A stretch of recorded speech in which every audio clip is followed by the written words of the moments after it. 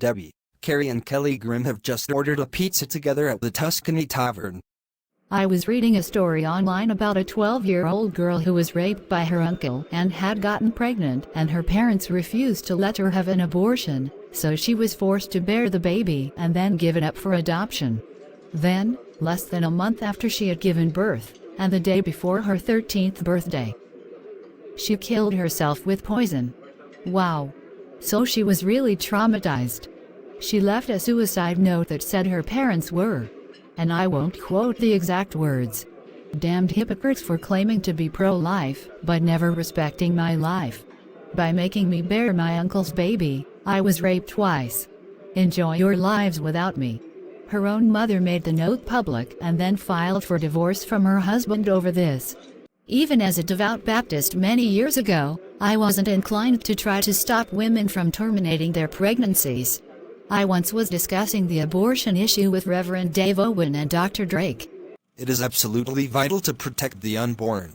There is nothing more vile than killing someone who has no means to defend himself and has such great potential to live a good life. God made that life for a reason and His will must be done. Are you serious? What about victims of rape or incest who get pregnant? Knowing those acts are themselves horrible, how can a child being produced that way be justified? Two wrongs don't make a right. Why should an act of rape or incest be followed by an act of murder? I think I would know more about that issue than you, Reverend Owen. Later, I had a private talk with Dr. Drake. It's easy for him to talk about the sanctity of human life. He has never been pregnant.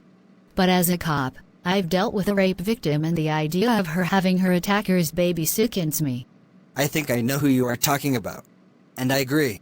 Exceptions must be made for women and girls who have been violated as a matter of compassion and justice.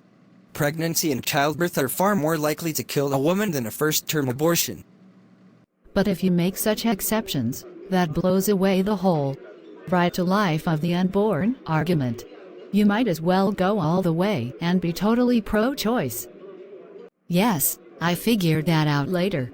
It turns out that the real motivation for opposing abortion rights is that some bigots see pregnancy and getting STDs as punishments for having immoral sex. Ironically, it is because I've been through a pregnancy and given birth that I am indeed pro-choice. I chose to get pregnant, carry my son Richard to term and give birth to him. Had I been forced to carry to term an accidental pregnancy, I would not have been able to love the baby so much. And that is exactly why the anti-abortion movement must be discredited and defeated forever. When you defend the absolute right to life of the unborn, you destroy the dignity of at least half of those who are already born. And no woman should ever accept that. And Kelly, who the hell gets to define what is immoral sex? Religion? Then that becomes an issue of church and state separation.